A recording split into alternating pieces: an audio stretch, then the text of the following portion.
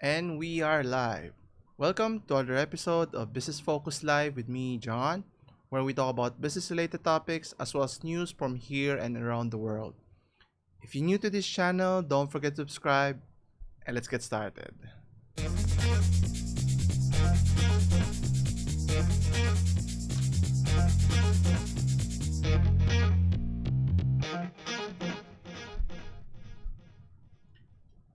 And we're back. Thank you again for joining me today. So in this week's episode, we'll be talking about some interesting that's going on in the past week or so.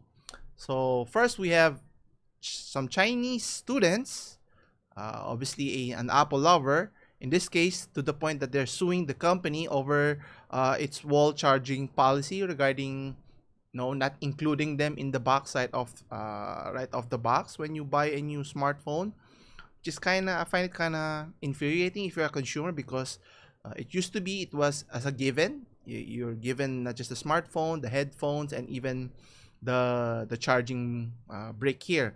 But as years go by, obviously companies are trying to find ways to eke out that every centavo or dollar that they're trying to earn by separating each purchase now the argument goes from Apple that they're trying to save the environment, but reality is far from it. So we'll talk about that. Next, we also have Tesla. Now, for all for all the criticism that they be getting from me, but Tesla is still a great company in terms of what it's trying to achieve. Now, obviously, it hasn't reached its goal in terms of having a fully autonomous vehicle, but nonetheless, as an electric vehicle or EV vehicle, they've gone leaps and bounds compared to other competitors. Anyway, in this article, they're offering a new feature. It's not just a full self-driving, which I have a lot of issues on that one. They're now offering a Sentry Mode in terms of being able to detect what's outside, obviously to better inform the passengers or drivers inside here. So we'll take a look at that one. And then next, we'll talk about one of the most popular Netflix shows, in particular in South Korea, the TV series Squid Game.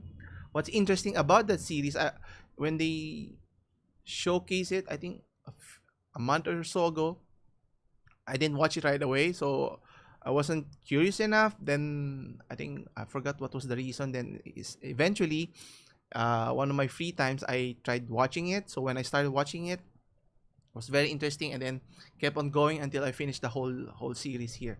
What's interesting here, the ISP provider in South Korea is suing Netflix here because of the influx of downloads. Demand for the show has been tremendous, which is good for Netflix, but not good for the ISP provider here. So we'll take a look at that one. Next is we'll be talking about the recent state of play from Sony PlayStation. So for the month of October, so what are the recent games that they have launched? Are this much highly anticipated games, or is it a so and so presentation? So we'll take a look at that one as well. And lastly, we'll talk about one of the most developed countries in the world, which is Japan, wherein you see a lot of technologies embedded in households, in works, in all of their devices that they're selling, not just in their country but also worldwide. You have Sony, you have Mitsubishi, in different industries, even in television and whatnot. But what's interesting here, for such a developed nation, they're still using traditional means to save data, in terms of using, not in terms of USB, not in terms of hard disk space, but surprise, surprise, floppy disk. So we'll talk about as well. Anyway, so to start off, as mentioned, a group of students are suing Apple, as mentioned, regarding for Apple not including the charging brick with the iPhone 12. Now, there's been hot debate, whether you agree or not. In my case, I think it's unfair for companies to remove certain features that they've already included for the longest time. Now, they're making an argument with regards to why they've removed it, because of environmental purposes, to save on packaging cost and so forth. But at the end of the day, those people who's buying those smartphones, and take note, eventually they have to adopt the USB Type C port, meaning making all your old charging bricks or cables or data cables useless. So you have to buy a separate one. But is that reasonable here? Now, obviously, Apple, the company, has been trying to make a case for that, and obviously, other countries. Actually, there were reports in, I think in where was it? In Brazil, I think, where the government, demanded from Apple to include those features or amenities in the box. It's otherwise they will not be allowed to sell those products, or they will be sued by the government. And it's not just Brazil that has issue. Now we have students in China suing the company for as mentioned the issue that is stated earlier. So whether the students have a case here, but obviously, if you have 1 billion people, if they're going to clamor for certain features, amenities in your products, and you're selling it at a very expensive, high price, then obviously you better come up with a good enough reason to justify why you're leaving out certain features. Now, I wasn't too thrilled about the charging brick and even the headphones. I think it should be a given.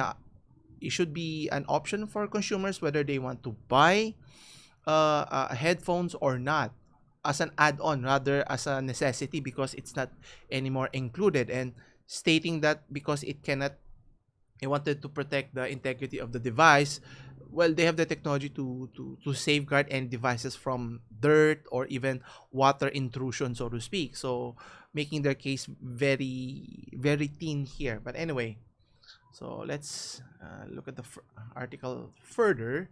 And you can see here, Apple is being sued in China over its decision to stop bundling the wall charger, as mentioned. So it was seen as a move that's primarily motivated by profit. I think that's a dead giveaway. And the lawsuit does not resemble a high stakes litigation that usually makes the press. But obviously, with the significance of the impact of what Apple is doing, then if it starts with charging brick, the headphones, what's next? Maybe certain features will not be included, so you have to pay top dollar for a higher end smartphone to get the features that you want, similar to what they're offering in their desktops or even in laptops, right? They give you a bare bones, which is expensive enough. Then you have to pay even 50% or even 100% more than the base model just to be able to have all the best features here. Now, obviously, if consumers don't complain or say something about it, obviously companies will try to take advantage to the fullest, so to speak.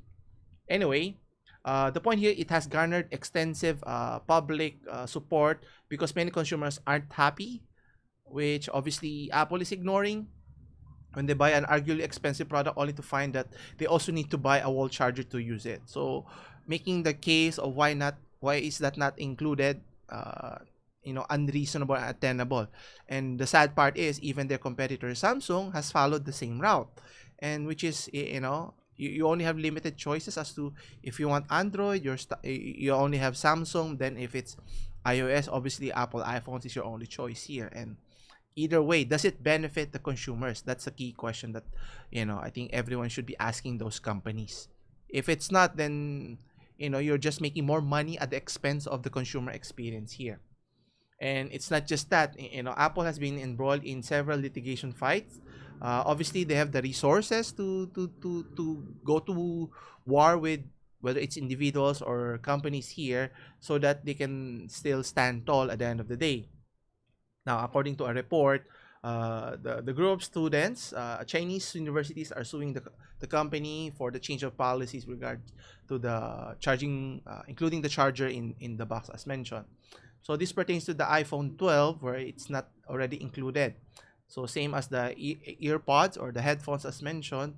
And even even the governments in Europe are mandating Apple to change its data port instead of their proprietary Lightning cable to a more user-friendly USB Type-C, which is easier to plug, because whether it's micro USB or the traditional micro USB or even the Lightning port, you have to plug it there's only one way, right way of inserting it. But with the type C, you can interchange it and it won't matter. Makes it easier, and it's more powerful in terms of data transfer, faster, and so forth. So saying that its goal is to reduce waste and carbon emission makes that argument very, very thin, and not many people are believing that. So obviously, until people stop buying their products, Apple as a company will not change their ways anytime soon. And complaining, can get you up to a certain point, but at the end of the day, if more people speak up, complain that it should be a given rather than as an option here, and even what they're doing is to make up for the lack of charger or earpods. The company is reducing their price as a gesture of goodwill. We do not want goodwill. We want what is necessary in terms of as a consumer.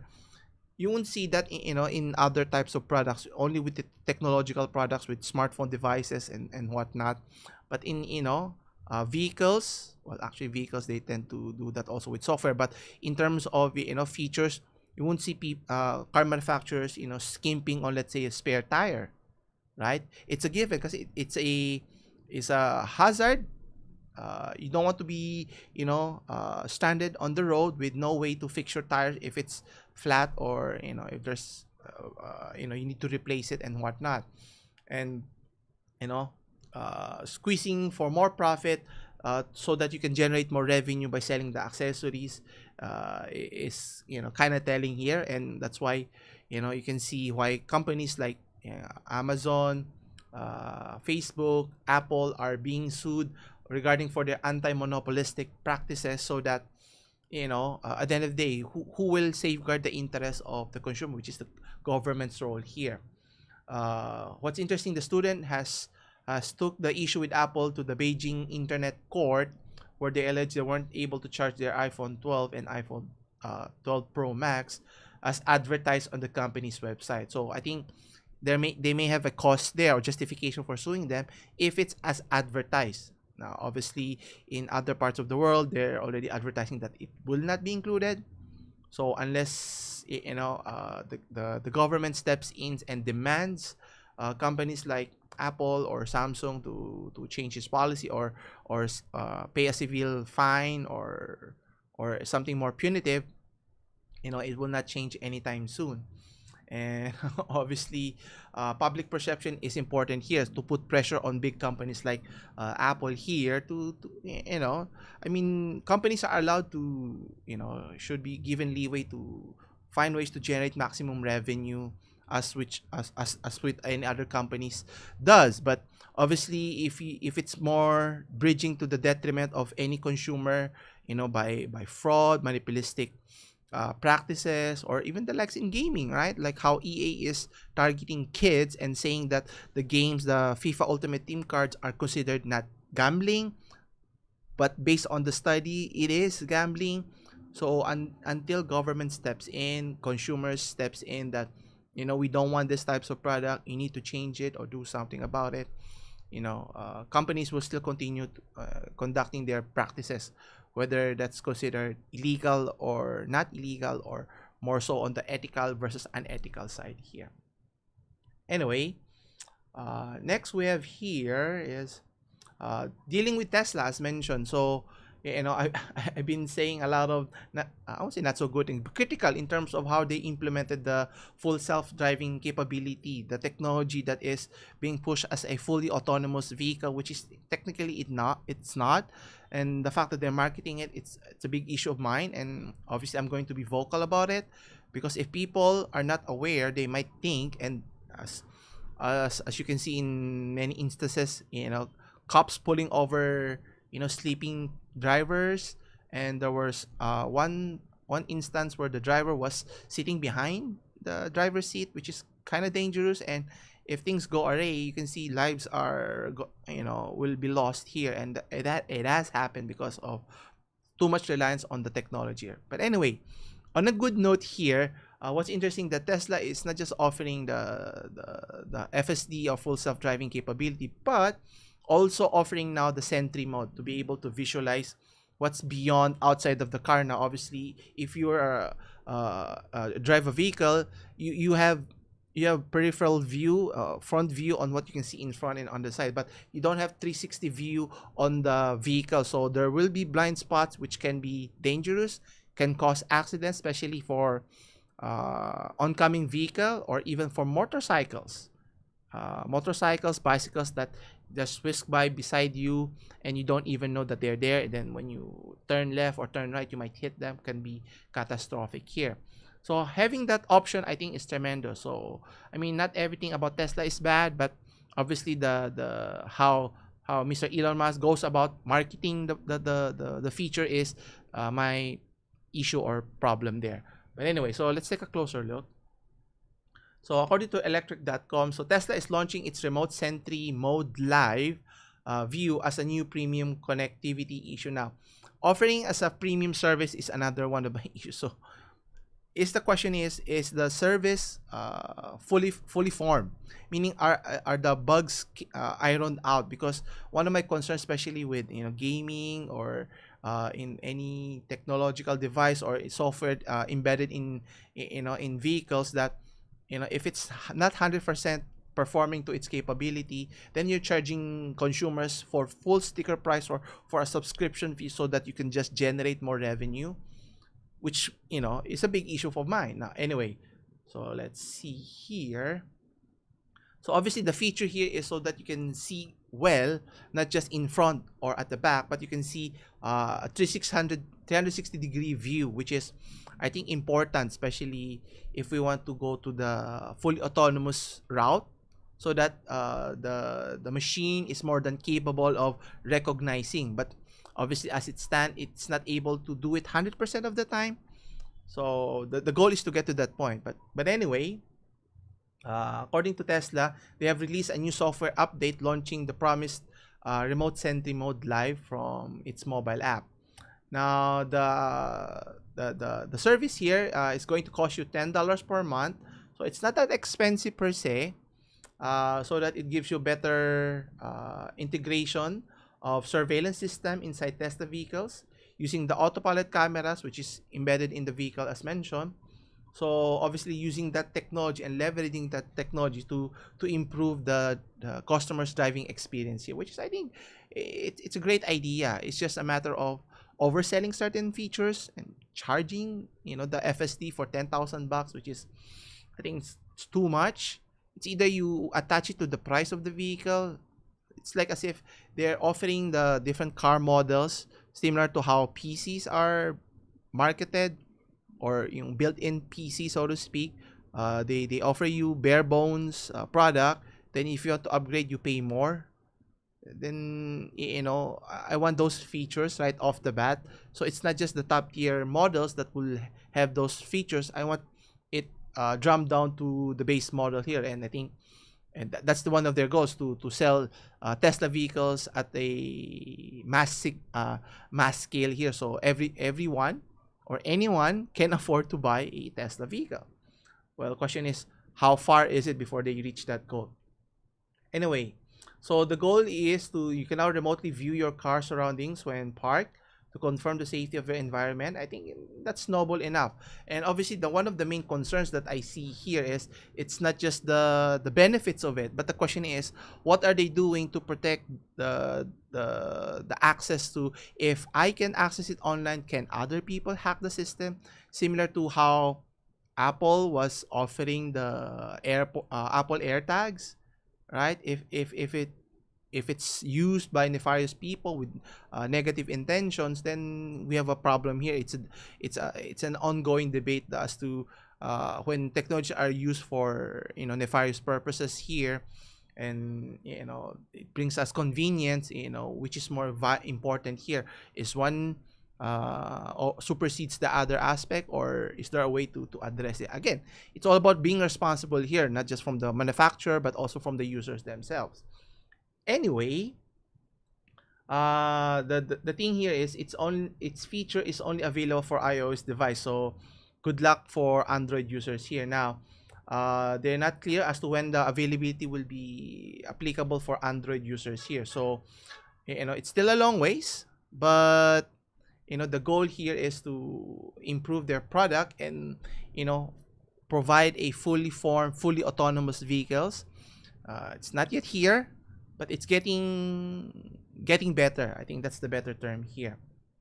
And offering these features like this, that's why, for all the criticisms that that they made along the way, I'm not too thrilled about. But in comparison to other car manufacturers, in terms of the electric vehicle market, as well as the fully autonomous capability, there's still leaps and bounds ahead of other competitors. So it's just a matter of ironing out, or not misleading the consumer, so to speak, so that even I would be encouraged to consider purchasing an electric vehicle if and when it comes to our region here.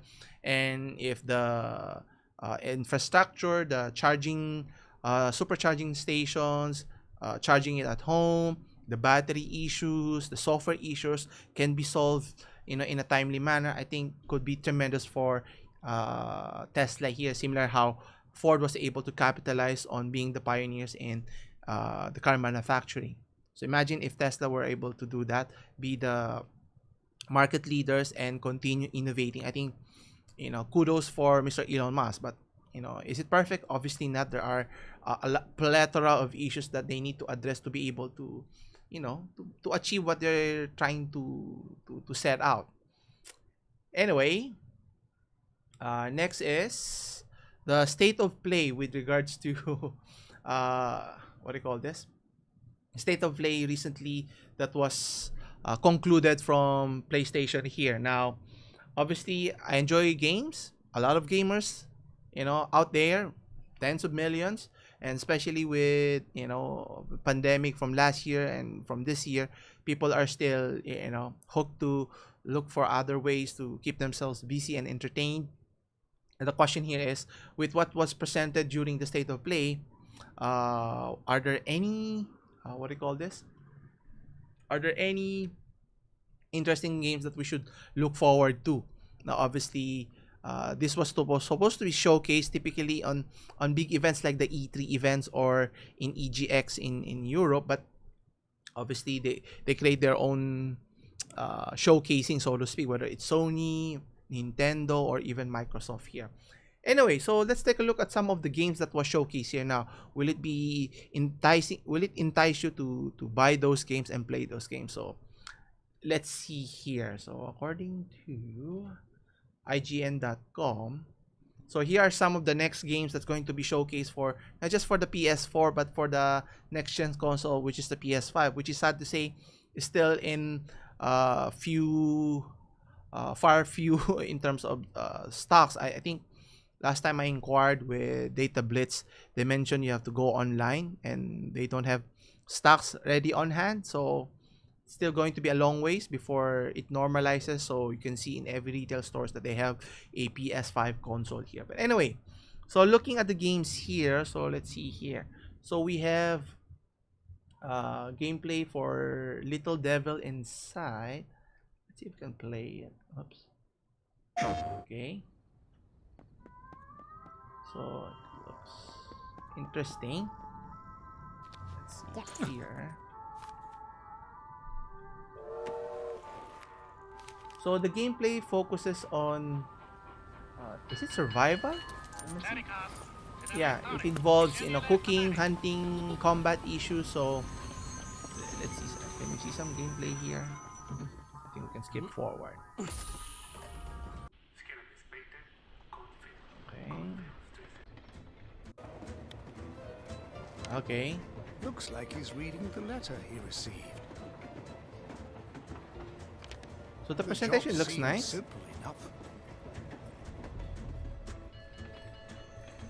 So it's an interesting concept here. So Billy arrives at Cornfield Station.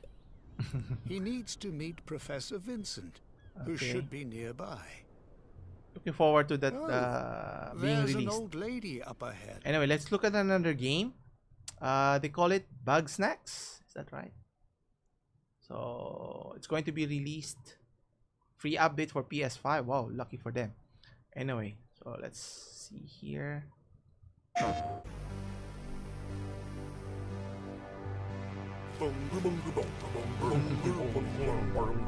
So it takes place on a new island that appeared from the bottom of the ocean. That will be at least a dozen Did you all see that?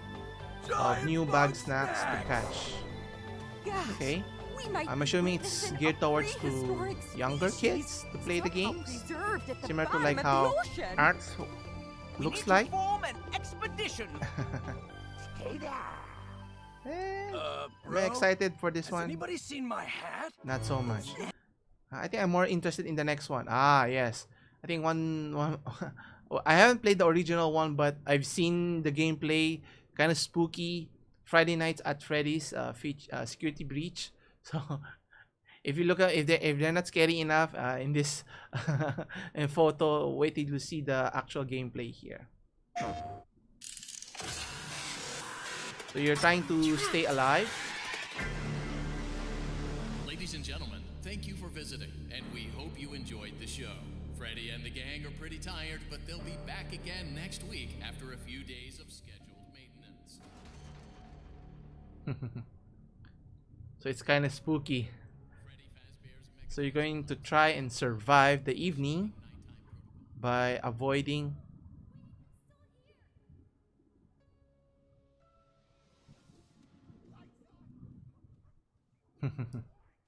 So how do you survive the evening to the following night will be the interesting part. I think I saw bits of the gameplay in PlayStation Access YouTube channel. So it looks cool. I mean, it's going to be stressful. And it's a different type of gameplay here. Will you make to 6 a.m. the next morning? That's the main question here.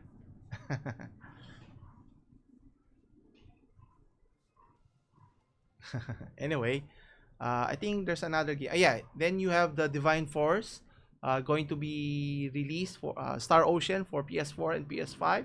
So if you like RPG type games,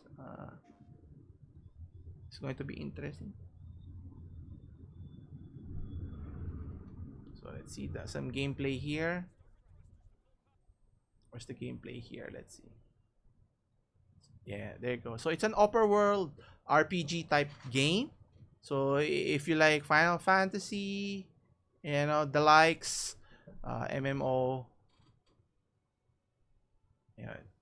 After a while, it kind of looks blurred for me. You know, different setup, open world, different mechanics, but you know, at the end of the day, it looks still similar. But if you're into these types of game, I think it's going to be interesting. So looking forward to that one. And lastly, you have Death Doors, the game. So let's see here.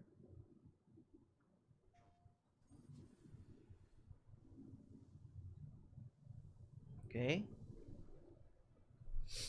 So it's going to be launched later this month. So it's an action RPG type of game. Okay. Looks interesting. So there's a variety of games that PlayStation, but if you notice, nothing like the big AAA games that we're looking for. So, you know, are you excited? You know, I'm excited as well, but anyway, going back. So, question is, will you be purchasing those games when it releases later this month or sometime later this year or next month actually? But you know, as with any games, you know, for me, I like to hold on before buying any of the games, waiting for the reviews. Actually, 10 to 20 years later before I start playing those games. And you know, if it's a worthwhile endeavor, we'll see the reviews from other people. If it's an exciting game, then I will purchase it eventually and play it. Hopefully, if I have more free time here. Anyway, for our last story here, as mentioned, you know, what's interesting regarding the country of Japan, for all of its advanced technology that they offer, they're still, you know, deep rooted in terms of their traditional ways. It's not just in their way of life, but how they store their data. So the government, Tokyo government, is still using traditional means to save their data here. So in this sense, they're is using floppy disk.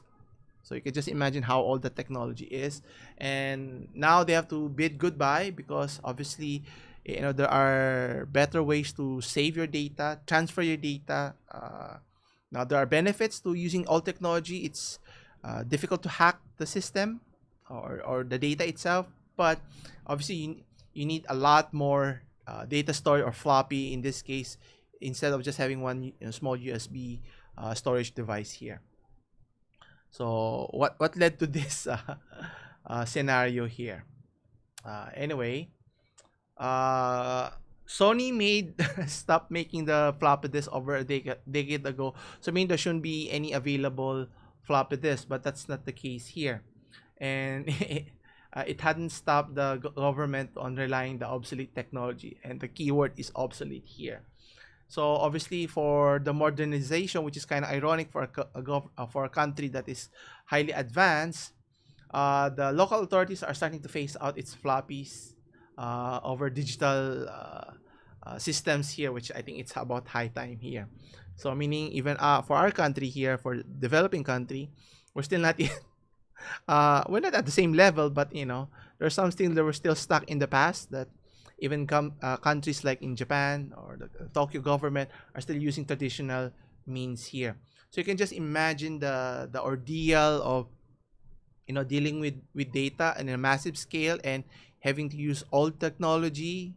I mean, nothing bad about it, but obviously it takes more time, especially saving data that's accumulated in not just in bytes, megabytes, gigabytes, terabytes, petabytes, zettabytes.